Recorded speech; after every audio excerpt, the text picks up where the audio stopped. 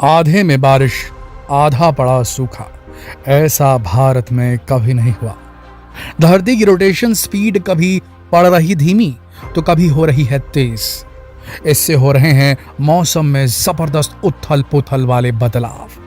जहां बारिश हो रही वहां बाढ़ से कोहराम मच रहा, जहां नहीं गिर रही वहां भयंकर सूखा पड़ रहा, अकाल हो रहा और जंगलों में आग लग रही। आखिर हो क्या गया है धरती मां के मौसम को? जी हाँ दोस्तों, ये सवाल शायद आपके दिल में भी आ रहा होगा। अगर आप जम्मू कश्मीर में रहते हैं, पंजाब में रहते हैं, हरियाणा में रहते हैं, नॉर्थ ईस्टर्न स्टेट्स में रहते हैं, यूपी में रहते हैं, हिमाचल प्रदेश उत्तराखंड में रहते हैं, राजस्थान में रहते हैं, तो आपको काफी ज्यादा बारिश अभी देखने को मिलेगी। यानी कि नॉर्दर्न इंडिया बारिश देखने वाला है। कहीं तेज होगी, कहीं मध्यम होगी, कहीं छिटपुट होगी, लेकिन बारिश जरूर होगी नॉर्दर्न स्टेट ऑफ इंडिया में। जी हाँ दोस्तों, मध्य प्रदेश के कुछ इलाकों में भी बारिश होगी, छत्तीसगढ़ में भी बारिश होगी, उड़ीसा में भी होगी, झारखंड में भी होगी, महाराष्ट्र के कुछ इलाकों में भी होगी। लेकिन अगर बात करें साउथ इंडिया की, तो तटीय इलाकों को छोड़कर आपको जो बीच का पोर्शन है दक्षिण भारत का, वहां पर पानी गिरता नहीं मिलने वाला आने वाले 10 दिनों तक। कुल मिलाकर देखा जाए तो इस बार नॉर्दर्न इंडिया पर बारिश ज्यादा ही मेहरबान हुई। कई इलाकों में बाढ़ भी आई, कई इलाकों में पानी गिरा, जबकि साउथ इंडिया में इस बार बारिश थोड़ी कम दर्ज की गई है। हम चाहे कितने भी बोर खुदवा लें, हम चाहे कितने ही एडवांस्ड इरिगेशन सिस्टम डेवलप कर लें, यानी कि सिंचाई की व्यवस्था, डैम बना लें, लेकिन पानी तो चाहिए ना। लगातार हम पानी अगर जमीन से खोद खोद कर निकालेंगे तो ग्राउंड वाटर लेवल और भी ज्यादा नीचे गिरने लगेगा। फ्रेश वाटर रिसोर्स जो अंडरग्राउंड है वो खाली होगा तो धरती भी खोखली होगी। और हम सब जानते हैं कि ऐसा होने से क्या होगा। धरती के सेंटर से अगर मास को कम कर दिया जाए तो धरती के घूमने की स्पीड जो है वो बढ़ जाएगी, और धरती के बाहर एक्सटेंशन निकाल दिया जाए तो धरती के घूमने की स्पीड जो है वो स्लो हो जाएगी। आपको चाइना का 3 गॉर्जेस डैम याद है? नहीं मालूम तो बता दें, ये दुनिया का सबसे बड़ा बांध है। इसके नाम रिकॉर्ड है सबसे ज्यादा डैम से हाइड्रो इलेक्ट्रिक जनरेशन करना, यानी कि सबसे ज्यादा बिजली बनाने वाले डैम का रिकॉर्ड इसके नाम पे है। साथ ही दुनिया में सबसे ज्यादा पानी स्टोर करने की कैपेसिटी रखने वाला भी यही डैम। तो ये तो बड़ा बना लिया हमने, चाइना ने बना लिया। हम मानवों ने सोचा कि हम विकराल विराट कंस्ट्रक्शन करके हमारी जरूरतों को पूरा कर सकते हैं। प्रकृति को नकार करके, प्रकृति के विरुद्ध जाकर के, नदियों के बहाव को रोककर हम अपना पेट भर सकते हैं, हमारे आने वाले वंशों को संभाल कर रख सकते हैं। लेकिन ये भूल गए कि इस तरीके के कृत्य करने से धरती पर क्या असर पड़ेगा। जो 3 गॉर्जेस डैम है उसका आकार इतना विशाल और विराट है, जिसके चलते बताया जाता है एक्सपर्ट्स के द्वारा कि धरती के घूर्णन की जो स्पीड है, गति जो है वो धीमी हो गई है। गति जो रोटेशन की है, अपनी धुरी पर, अपने एक्सिस पर जो धरती, जो अर्थ रोटेट करती है, परिक्रमा करती है, वो स्लो हो गई है।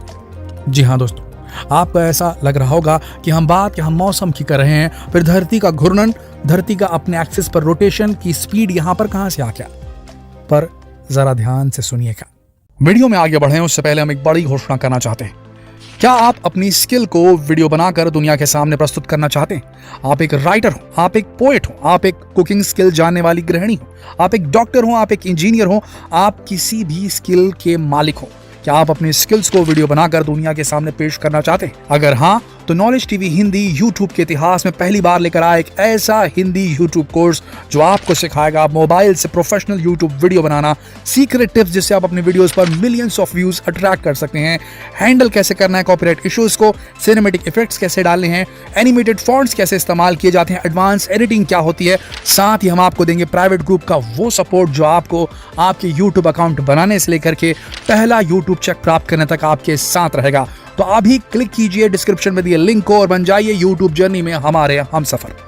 तो आपने देखा होगा, पानी में डूबी हुई या पानी से भीगी हुई फुटबॉल को जब हम गोल घुमाते हैं और उंगली पर रखते हैं तो जो पानी की बौछार निकलती है वो उसके बीच वाले पार्ट से निकलती है जो सबसे तेजी से घूमता है। याद रखिए, अर्थ एक स्फेरिकल ऑब्जेक्ट है, एक स्फेरिकल सेलेस्टियल बॉडी है, अंतरिक्षीय पिंड।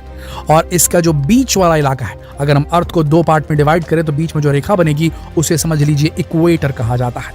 यहां पर सरकमफरेंस बड़ा है, परिधि बड़ी है। तो जो गति होती है यहाँ तेज होती है घूर्णन की। और आपको बता दें, इसीलिए वेस्ट से ईस्ट यानी कि पश्चिम से पूर्व की तरफ जो हमारा रोटेशन हो रहा है धरती का, उसके साथ ही हवाएं और साथ ही जो जल मौजूद है, पानी जो मौजूद है धरती पर, ये सब घूमती हैं। जी हाँ दोस्तों, और इसे कोरियोलिस इफेक्ट कहा जाता है। अगर आप जरा गौर फरमाएंगे तो सदर्न और नदर्न, साउदर्न हेमिस्फीयर और नॉर्दर्न हेमिस्फीयर में जब आप मौसम की रिपोर्ट देखेंगे और वहां कभी तूफान आया होगा, तो अगर आप देखेंगे सैटेलाइट इमेजेस तो आपको नजर आएगा जो तूफान सदर्न हेमिस्फीयर में आता है वो एंटी क्लॉकवाइज गोल गोल घूमता है, और जो तूफान नदर्न हेमिस्फीयर में आता है वो क्लॉकवाइज गोल गोल घूमता है। दोनों तरफ डायरेक्शन चेंज है। हवाओं की गति बदलती है धरती की घूर्णन करने की एबिलिटी। जी हाँ दोस्तों, और ये गति जब तेज होती है तब चलता है ला नीना।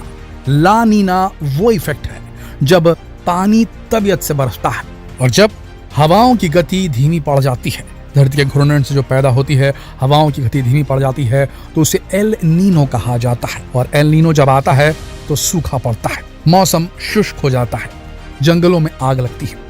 देखिए, एल नीनो और लानीना का सीधा नाता धरती के घूर्णन से नहीं है, पर इनडायरेक्टली है।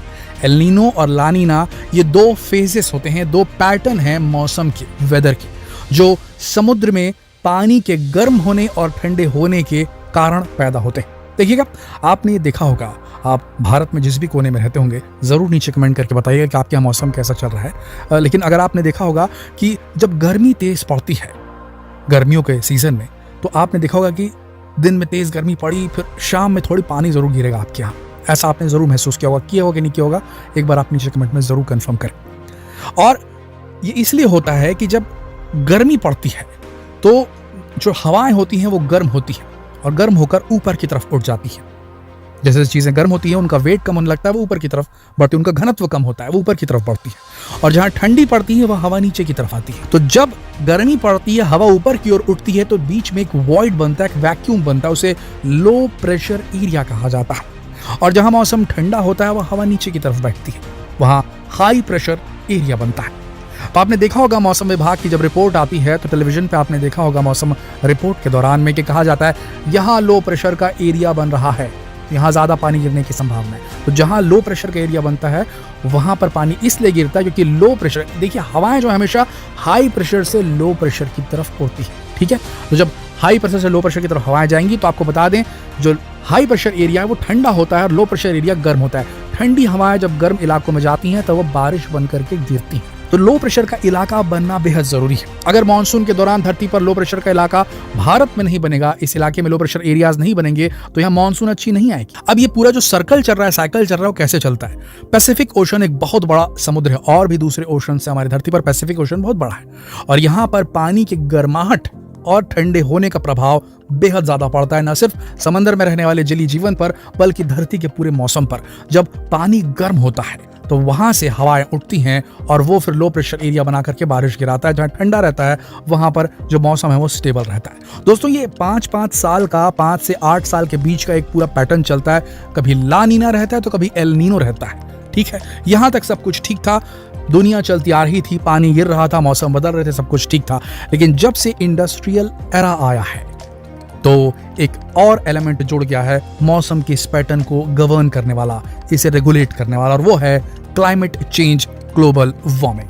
जी हाँ दोस्तों, हमने जो लगातार कार्बन एमिशन, क्या कार्बन डाइऑक्साइड गैसेस को छोड़ा, तो आपको बता दें कार्बन डाइऑक्साइड एक ग्रीन हाउस गैस होती है। ग्रीन हाउस गैसें उन्हें कहा जाता है जो सौर ऊर्जा को, सूरज से आने वाली ऊर्जा को अपने अंदर अवशोषित करती, गर्मी को सोखने की ताकत होती है इनके अंदर। तो इससे इलाका गर्म होता है और फिर से लो प्रेशर एरिया, समझ रहे हैं? तो लगातार गर्म होने की वजह से, लगातार गर्मी पड़ने की वजह से तापमान में फर्क पड़ रहा है, और ये एक नया एक फैक्टर ऐड हो गया है एल नीनो और ला नीना को और ज्यादा एक्सट्रीम करने का। यानी कि जब ला नीना आएगा तो जरूरत से ज्यादा पानी गिरेगा, एल नीनो आएगा तो जरूरत से ज्यादा सूखा पड़ जाएगा। आप समझ रहे हैं? तो सम्यक वाला कोई यहाँ पर रोल नहीं है, जो होगा एकदम एक्सट्रीम में होगा और ये धीरे धीरे बढ़ता ही चला जाएगा। इसके अलावा आपको बता रहे हैं दोस्तों, धरती के घूर्णन की स्पीड, जैसे हम कंस्ट्रक्शन करते जाएंगे, हमने एग्जांपल बताया था थ्री गॉर्जेस डैम का, जितना ज्यादा हम कंस्ट्रक्शन करेंगे धरती पर उतनी ज्यादा धीमी होती चली जाएगी धरती की गति। पर यहाँ पर एक बेहद अजीब फिनोमेनन देखने को मिल रहा है वैज्ञानिकों को कि धरती जो है उसकी स्पीड बढ़ भी रही है और कम भी हो रही है। तो ये जो अजीब सा फिनोमेनन हो रहा है इसे अभी वैज्ञानिक ढंग से समझ नहीं पाए हैं। पहले कहा जा रहा था कि मून जो है, चंद्रमा जो है, वो धरती से धीरे धीरे दूर जा रहा है, और धरती के पास जब ये था तो जो ग्रेविटेशनल फोर्स था चंद्रमा का और धरती का, उसमें ऐसा कुछ कनेक्शन होता था जिसकी वजह से धरती तेजी से घूमती थी। और जैसे जैसे जो मून है वो धीरे धीरे दूर जाता जा रहा है धरती के, तो धरती की घूर्णन स्पीड जो है वो कम होती जा रही है। बताया जाता है आज से billion on billion years ago धरती पर जो दिन था वो 18 घंटों का हुआ करता था, यानी कि 18 घंटे के अंदर सुबह भी हो जाती थी और शाम भी, रात भी हो जाती थी। और अब ये दिन का ड्यूरेशन 24 घंटे हो चुका है।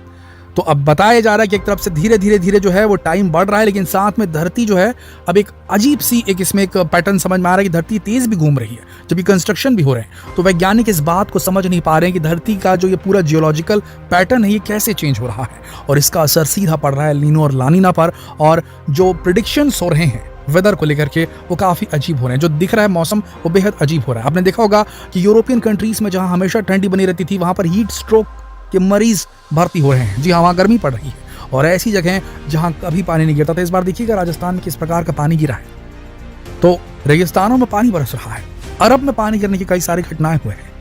तो ऐसा लग रहा है कि मानो धरती, नेचर अपने आप को बदल रही है, और इसमें हम कुछ भी कर लें हम इसे रोक नहीं पाएंगे। कहीं ऐसा तो नहीं कि धरती मेटामॉर्फोसिस कर रही है, अपने रूप में एक रूपांतरण कर रही है। इस रूपांतरण को क्या मानव जाति झेल पाएगी? अगर मौसम लगातार चेंज होते रहे तो क्या हम इसके हिसाब से जीना सीख पाएंगे? क्या हम सरवाइव कर पाएंगे?